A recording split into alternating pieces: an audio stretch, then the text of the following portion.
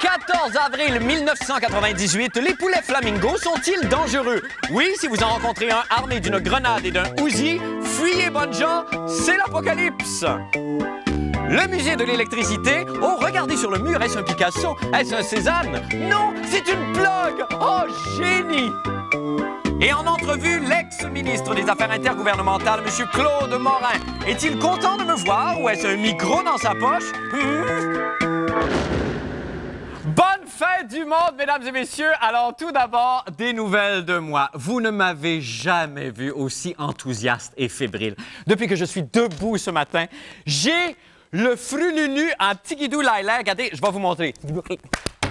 Et vous ne devinerez jamais pourquoi. Essayez, je prends des appels. Oui. Oui, est-ce que c'est parce que vous avez passé une bonne nuit? Non, on prend un autre appel. Parce que vous avez mangé du gâteau? Non, c'est pas ça. Un autre appel? Parce que t'es bandé, mon cochon? Non, c'est vrai, oui, mais c'est pas ça. Non, la véritable raison pour laquelle je suis aussi excité, c'est que depuis hier, je suis devenu un riche propriétaire terrien. Je me suis acheté, c'est une grande nouvelle, je me suis acheté un petit terrain. Le voilà. C'est mon petit terrain. Et je me suis acheté une pipe pour aller avec ça. J'arrive pas à m'arracher les jus de mon petit terrain. Je me sens comme dans un téléroman de Victor Lévy-Beaulieu. Un jour, ça va tout t'appartenir, ça, mon noun. Regarde au bout, là, jusqu'au bout que tu peux voir, jusqu'au téléphone, là, c'est tout à toi, ça, mon noun. Hey, je suis bon, hein? Mets tes bottes, mon noun, attelle la naine, on attelle le champ. Vous aimez ça, les téléromans du terroir avec des paysans incestueux, hein? Oh, petit peuple de bouscottes. René Lévesque serait pas fier de vous autres. Il y a 86 ans, le Titanic coulait. Qu'avez-vous fait pour sauver ces malheureux? Rien! Rien! Repentez-vous maintenant. Maintenant, pour les nouvelles de la fin du monde, j'ai mal à ma volaille. Moi qui, dans ma tête d'enfant, croyais fermement que mon poulet était source de fer et de protéines, je sais maintenant qu'il est plutôt source de rouille et de salmonelle. Toutes les cuisses, toutes les poitrines que j'ai tendrement mastiquées et léchées me remontent à la gorge un instant. Pardon. Me remontent à la gorge. Excusez-moi, je suis désolé. Depuis que les enquêteurs de l'Agence canadienne d'inspection des aliments ont baissé la cote-cote des usines à poulet Flamingo de Joliette et Berthierville. Eh bien, ce soir, pout, que désirez-vous? Drink, Jean-René Barbecue nous présente en exclusivité les premières images de ces goulags à poulet. On écoute.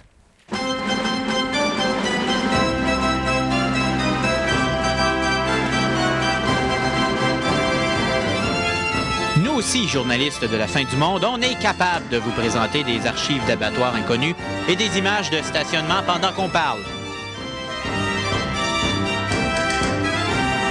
Mais en cette période de crise de poulet, nous pensons que vous méritez plus. La fin du monde s'est donc rendue chez Flamingo faire une visite industrielle en promettant bien sûr de ne rien salir. Bonjour, on est venu visiter l'usine. Parce qu'on est tanné dans les reportages de voir des images de votre stationnement. Ça fait qu'on s'est dit que ce serait bien de venir visiter l'usine. On ne peut pas pour le moment vous laisser pénétrer à l'intérieur de l'usine. Vous devez communiquer avec M. Jean Brodeur de la coopérative Fédérie. Mais on ne peut pas visiter l'usine. Vous demandiez à M. Jean Brodeur de la coopérative Fédérie. Parce que c'est quand même nos poulets, là. C'est nous qui allons bouffer ça. Évidemment, M. Jean Brodeur était une boîte vocale. J'ai alors émis la théorie qu'un abattoir possède, comme un poulet, un orifice à l'avant et un à l'arrière. C'est alors que je suis tombé sur mes premiers poulets québécois en exclusivité. Il me semble qu'ils ont l'air malades. Et comme il faisait chaud, c'est au grand air que le poulet jouait au Cirque du Soleil. Mais rassurez-vous, les employés sont déjà en train de tout nettoyer. Parce que c'est quand même nos poulets. Oui. On va manger ces poulets-là. Oui. Faut savoir ce qu'on mange. Oui. On mange du bon poulet. Je pense qu'il y a eu un communiqué de presse hier qui dit qu'on mange de bon poulet. Oui. OK, bien s'il y a un communiqué de presse, on va s'en aller. Il y a un communiqué de presse. Qu'est-ce qu'on fait? Vous étiez là pour ça. Ici Jean-René Chicken Wings Dufort, à Joliette. On est de retour en studio avec Jean-René Dufort. Bonsoir, Jean-René. T'as oublié ta terre. C'est bien gentil, c'est un bout de terrain. Ça, c'est ce que je laisse à mes enfants. Jean-René, pourquoi on ne peut pas rentrer dans un abattoir de poulet aussi librement que dans un musée, par exemple? Ben, on m'a expliqué quelque chose d'assez spécial pour deux raisons. Oui. Un, parce que nous, en tant qu'être humain, on est des agents contaminants. Même si tu te laves très bien tous les matins dans ta douche, ça a l'air qu'on peut contaminer les poulets. Bon. Ça, c'est une chose. Oui. Ça, c'est l'explication officielle. Moi, je ne l'ai pas pris personnellement, Ben non, mais vous connaissez. l'autre, c'est qu'il paraît que notre cœur est trop fragile Ben voyons. pour voir ce qu'il y a à l'intérieur et on ne comprendrait pas, nous, simples mortels, comment se procède l'arrachage de tête du poulet. Bon, on voit ça tous les jours depuis 3 semaines dans les téléjournaux, mais on n'est pas encore prêt à visiter Bon. de visu. Alors, vous avez jamais vu, vous, petite nature sensible? Ben non, on a très bien vu. Les Ben portes oui. de garage étaient ouvertes, ils faisaient ça à l'air libre, il n'y avait pas de problème. Puis, éclairer ma petite lanterne, est-ce qu'on peut ou non manger de ce poulet-là ou s'il faut dépenser 3 fois le prix pour du poulet Oui, de grain? mais il faut le faire cuire au micro-ondes pendant au moins 8 jours à ail. Et là, ça devrait être parfait. Ça devrait tuer tous les microbes. Merci beaucoup, Jean-René Dufort. Merci. Merci infiniment. On s'en va faire une petite pause et on revient avec la fin du monde en bref. Restez avec nous. La fin du monde en bref maintenant. Grande innovation aujourd'hui sur nos ondes. Après des mois de petites blaguettes naïves et de plaisanteries bon enfant, nous, de la fin du monde est à 7 heures, avons décidé d'effectuer un virage draconien vers l'information plus austère et substantielle. Ainsi, à compter d'aujourd'hui, les téléspectateurs auront droit à des reportages de pointe concernant l'économie mondiale. Et ça commence immédiatement avec une dramatisation sur les fluctuations du dollar canadien. Eh bien, hier, le UA est passé sous la barre du 70 cents américain. Il s'agit de son plus bas niveau en 2 mois. Aucun développement particulier n'explique cette baisse du UA. Oh my God, j'ai tellement honte. Orient, Léane, mes enfants, je n'ai jamais voulu vous humilier, mais sachez qu'à chaque fois qu'un canard danse dans une émission, il est scientifiquement prouvé que les codes d'écoute montent. Prenez les machos, c'est comme ça chaque semaine. Lu dans la presse, un campeur allemand a succombé samedi aux blessures qu'il avait subies jeudi quand les toilettes où il se soulageait ont explosé alors qu'il s'allumait une cigarette. L'homme de 32 ans a été projeté à travers la fenêtre des toilettes du camping. L'explosion semble avoir été due à des gaz. Morale de l'histoire, je vous la laisse, on prend des appels. À Beauflatulé qui vient de Bavière. Non, Richard, ce n'est pas ça, on prend un autre appel. Autant en emporte le vent. Non, Marc Brunet, un dernier appel.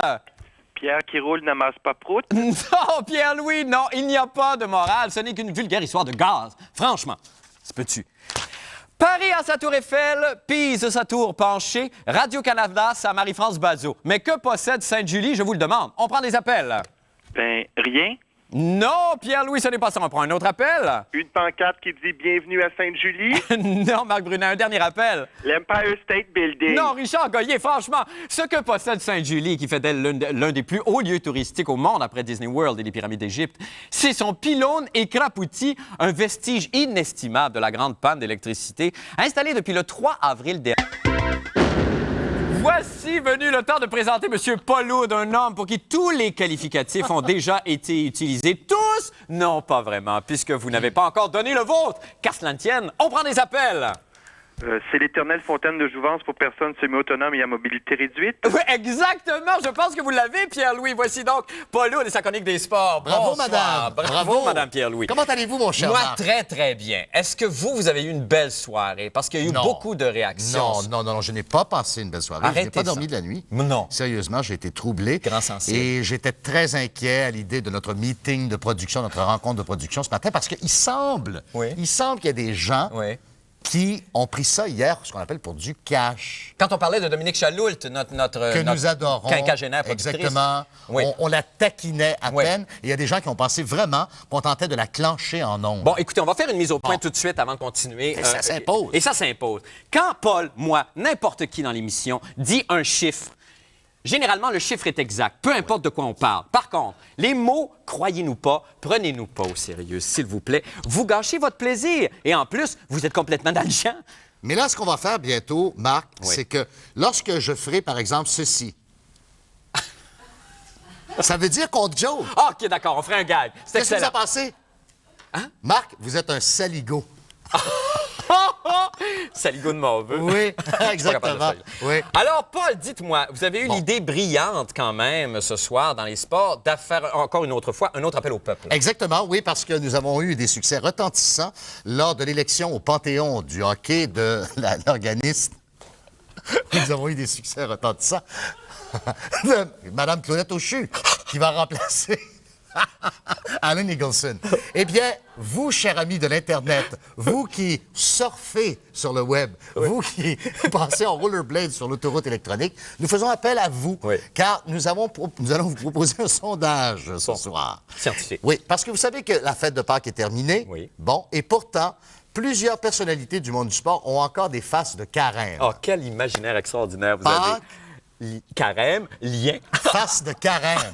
Alors donc, ce soir, nous vous proposons d'élire la face de carême du sport. Nous avons quand même des suggestions à vous faire. Oui. Et nous allons voir ici à l'écran Scotty Bowman, évidemment, une des grandes faces de carême de l'histoire du sport. Ah oui, qui a jamais changé. Malgré le fait que les Red Wings connaissent une fête de saison remarquable, Oui, mais- il n'est jamais de bonne humeur. Non, imperturbable. Alain Vigneault a perdu son sourire de chérubin qu'il avait avant les fêtes. Patrick Roy perd la tête maintenant presque à tous les matchs. Enfin, n'exagérons pas. Et un qui est incompréhensible, c'est Pat Burns. Un garçon que j'aime beaucoup, un garçon qui a beaucoup d'humour, qui a toujours des bonnes histoires. Mais perd ou gagne, il a fait des miracles cette année à Boston. Il a toujours la même face de carême en arrière du banc. Et nous avons évidemment Mme Marie-Louise Meilleur, qui a une face de carême parce qu'elle n'accepte pas d'être l'aînée de la planète, semble-t-il. Alors, faites-nous parvenir vos choix. Qui, selon vous, est la face de carême de la fin du monde? Alors, l'adresse pour communiquer avec nous, c'est le www.lafindumonde.com. L'adresse qui apparaît à peu près tous les jours pendant toute l'émission. Alors, vous pouvez nous rejoindre là. Merci beaucoup. Et les résultats vont être dévoilés quand, Paul? Probablement jeudi ou vendredi. Quand on ne sait plus quoi faire. C'est fou. Espèce de cannibale. Bon, c'est ça. OK, d'accord. Merci beaucoup. Ça a été long à sortir, hein? On a du fun.